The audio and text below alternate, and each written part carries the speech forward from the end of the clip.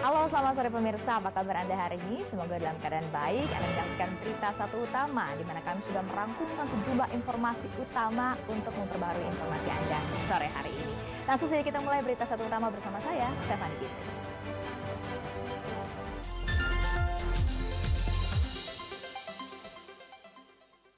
Kita ke informasi pertama pemirsa, motor seorang wanita yang sedang interview atau wawancara pekerjaan ini dirazia oleh petugas Dinas Perhubungan. Razia ini pun diwarnai protes oleh pemilik kendaraan.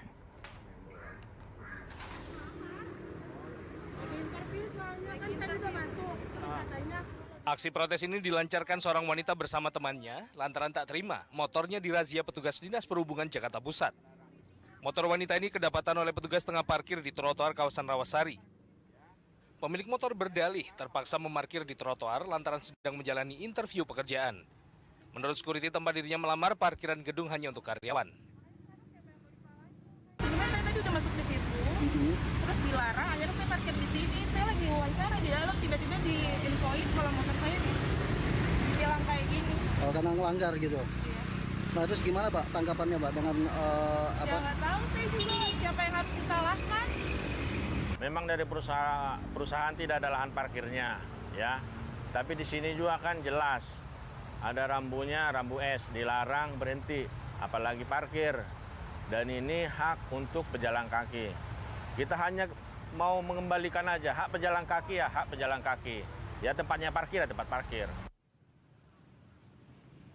Dinas Perhubungan akan terus melancarkan razia parkir liar demi kepentingan pengguna jalan dan ketertiban umum.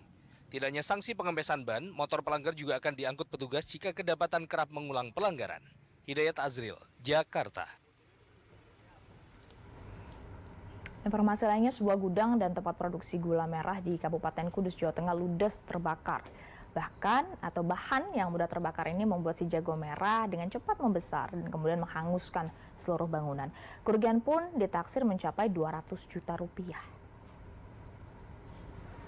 Bahan baku berupa tebu hingga ampas tebu serta karet ini membuat api cepat membesar. Dengan alat seadanya, warga berupaya untuk memadamkan si jago merah. Dugaan sementara kebakaran ini terjadi karena sisa pembakaran yang belum sepenuhnya padam dan kemudian api pun menjalar ke ampas tebu. Api baru berhasil dipadamkan 2 jam setelah petugas pemadam kebakaran datang, lalu dilanjutkan dengan proses pendinginan yang berlangsung selama 1 jam. Kebakaran gudang tebu ini tidak menimbulkan korban jiwa, namun kerugian akibat kebakaran ini ditaksir mencapai lebih dari 200 juta rupiah. Sisa pemasangan. Dibuang jarak 20 meter ada. Terus kelihatannya dibawa angin kabur, kena ampas, kena sampah, langsung kobong. Pemadaman yang pertama adalah ampas tebu itu yang pertama kering. Ketika dia terbakar, maka bara api yang ada di dalam itu sulit untuk dipadamkan.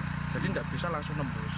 Dia terhalang oleh tumpukan ampas tebu itu sendiri. Ketika disemprot, hanya yang bagian luarnya aja yang basah, tapi di dalam itu masih tetap basah. Sorotan lainnya, pelaksana tugas Menkominfo Mahfud MD resmi melantik 4 pejabat pimpinan tinggi media atau setingkat eselon 1 di Kementerian Komunikasi dan Informatika pada Selasa sore tadi. Ada 4 pejabat eselon 1 yang dilantik, diantaranya Wayan Tony Supriyanto sebagai Direktur Jenderal Penyelenggaraan Pos dan Informatika Kementerian Kominfo, Arif Tri Hardianto sebagai Inspektur Jenderal, R. Wijaya Kusumawardana sebagai Staf Ahli Bidang Sosial, Ekonomi, Budaya, dan Muhammad Hadiana sebagai Staf Ahli Bidang Teknologi. Di samping itu, pemirsa, ada 2 pejabat lain yang diberhentikan, yakni Ahmad M. Ramli yang tadinya menduduki jabatan Dirjen Penyelenggaraan Pos dan Informatika, dan juga Lala M. Kolopaking yang tadinya menjabat sebagai Staf Ahli Bidang Sosial Kementerian Kominfo. Mahfud MD mengaku pelantikan sudah dijadwalkan sebelum ia diberikan amanah sebagai PLT Menkominfo. Mahfud meminta para pejabat yang baru ini untuk fokus bekerja dan tidak terganggu dengan proses hukum dugaan korupsi proyek BTS 4G yang menjerat mantan Menkominfo Johnny G. Plate.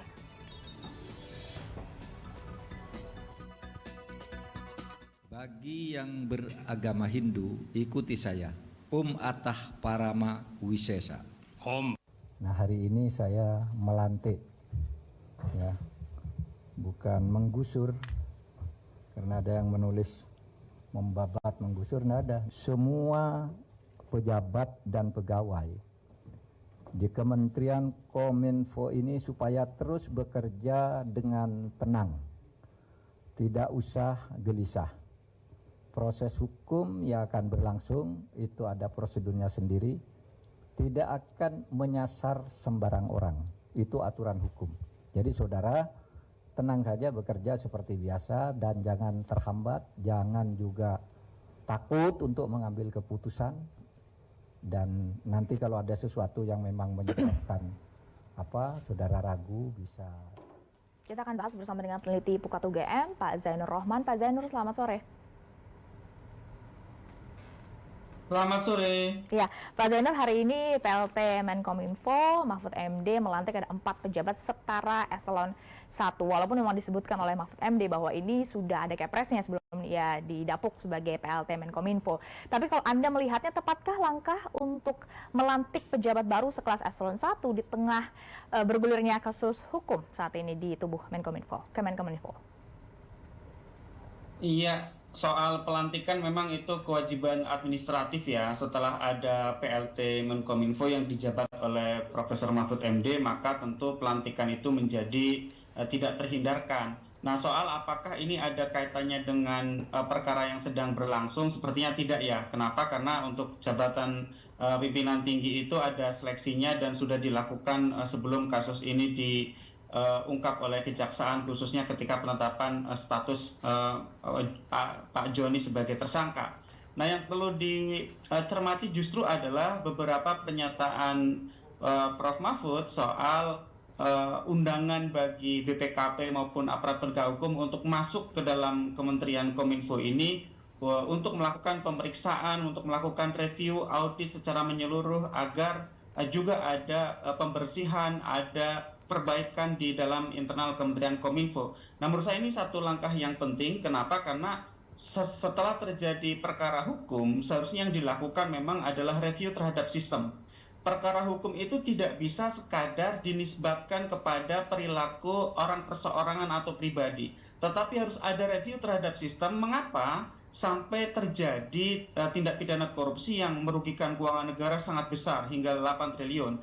Nah, review sistem itu penting untuk mengetahui titik-titik lemah secara manajemen organisasi, kemudian bisa dilakukan intervensi, perbaikan sehingga ke depan tidak terulang lagi. Nah, yang kita tunggu dari Prof. Mahfud sebagai PLT Menkominfo adalah langkah-langkah perbaikan apa yang akan dilakukan di internal Kementerian Kominfo untuk memastikan ada perbaikan-perbaikan mendasar sehingga ke depan kasus ini tidak akan terulang lagi di Kementerian Kominfo. Seperti disampaikan Prof. Mahfud sendiri bahwa proyek pembangunan BTS termasuk untuk daerah 3T itu akan terus dilanjutkan. Nah, kalau dilanjutkan tanpa adanya review terhadap sistem dan perbaikan terhadap sistem, kita justru khawatir ke depan kejadian-kejadian seperti ini akan terus terulang. Memang kita sekarang akan menunggu terlebih dahulu proses penegakan hukum oleh Kejaksaan. Ya, saya pikir Kejaksaan juga masih akan terus masuk ke Kementerian Kominfo. Masih ada kemungkinan untuk juga menjerat pejabat-pejabat lain di internal Kementerian Kominfo. Itu poin saya, Pak Zainur. Karena dalam beberapa kasus yang jika melibatkan menterinya, maka ada juga peluang akhirnya pejabat atau jajaran pejabat di bawahnya juga ternyata ikut terlibat. Tanpa mengesampingkan asas praduga tak bersalah, tentu patut dibuka peluang bahwa ada pihak lain yang juga nanti bisa terjerat seperti Anda sampaikan tadi dalam kasus dugaan korupsi BTS ini. Dengan adanya pelantikan pejabat-pejabat baru ini, apakah akan menghambat penyidikan atau justru sebaliknya menurut Anda? Ya, kita berharap dengan pelantikan pejabat-pejabat baru ini justru memudahkan upaya untuk membongkar kasus korupsi di Kemenkominfo ini dengan tuntas. Kenapa? Karena kan berarti ada beberapa pejabat lama yang telah diberhentikan, meskipun itu sebenarnya ada proses alami, sehingga mengurangi kemungkinan terjadinya resistensi. Nah, saya tidak mengatakan bahwa pejabat-pejabat yang diganti itu adalah mereka-mereka yang potensial untuk diperiksa, bukan. Tetapi setidak-tidaknya tidak akan muncul resistensi dari pejabat-pejabat yang lama, dan juga ini ada pejabat-pejabat baru yang diharapkan juga membawa semangat-semangat baru. Nah, soal apakah kemungkinan ada pihak-pihak lain yang harus dimintai pertanggungjawaban secara pidana, saya berpikir memang harus ada. Kenapa? Karena kalau dilihat dari konstruksi perkara tindak pidana korupsi yang terjadi dalam proyek BTS ini menurut saya masih sangat banyak pihak-pihak lain yang harus dimintai pertanggungjawaban secara pidana. Pertama misalnya orang sekitar Menteri Kominfo yang lama, Pak Joni. Misalnya ada anggota keluarga yang menerima aliran dana. Nah, meskipun sudah dikembalikan, tetapi di dalam pasal 4 Undang-Undang Tipikor itu menjelaskan bahwa pengembalian kerugian keuangan negara tidak menghapus pidananya. Yang kedua, saya juga berpikir bahwa di dalam internal Kementerian Kominfo ini juga masih ada pejabat-pejabat lain yang harus diperiksa lebih dalam apakah ada keterlibatan mereka. Kita tahu ada informasi bahwa ada permintaan dari Pak Joni mengenai dana operasional yang digunakan untuk membiayai tim internal Kominfo, baik itu tim yang sudah merupakan dari ASN maupun di luar ASN. Nah, ini kan juga belum didalami oleh kejaksaan, sehingga itu juga harus didalami. Kita berharap bahwa perkara ini perkara yang menarik perhatian masyarakat secara luas. Ini harus benar-benar total dibongkar dan juga ada pembersihan sampai ke akar-akarnya, Mbak. Ya, ini makanya mendapat atensi dari Presiden Jokowi jelas mengatakan proyek pembangunan BTS ini harus terus berjalan karena dia proyek strategis nasional, apalagi juga yang dikorupsi nilainya fantastis ya, 8 triliun. Untuk bisa mendapatkan aset recovery, menurut Anda harusnya kejaksaan sudah menerapkan juga TPPU selain tindak pidana awal yaitu korupsi? Kita sangat berharap ketika kasus korupsinya itu merugikan keuangan negara, apalagi dalam jumlah yang fantastis 8 triliun, itu seharusnya sudah default. Kejaksaan tidak hanya menggunakan pendekatan undang-undang tindak pidana korupsi, tetapi juga menggunakan pendekatan tindak pidana pencucian uang. UU TPPU itu bisa dimanfaatkan oleh kejaksaan untuk memperlancar proses penelusuran aset dan juga melakukan aset recovery. Kenapa? Karena memang banyak kemudahan-kemudahan yang dimungkinkan sesuai dengan apa yang diatur di dalam Undang-Undang TPPU. Nah, kerugian 8 triliun itu memang kalau kita baca itu memang hampir-hampir seperti total loss gitu ya. Nah, total loss itu mungkin sebagiannya ada yang mengalir kepada pihak-pihak yang tidak berhak, sebagiannya ada yang memang diperoleh oleh para pelaksana pekerjaan barang dan jasa. Nah, tetapi karena ini menimbulkan kerugian 8T, maka baik itu para penyedia barang dan jasa maupun pihak-pihak lain yang memperoleh aliran dana, semua harus mengembalikan 8T itu. Sehingga 8T itu semua harus kembali kepada keuangan negara. Agar apa? Agar negara tidak menderita kerugian yang sangat besar. Oleh karena itu, ini bukan tugas yang mudah untuk melakukan aset recovery sebesar 8T.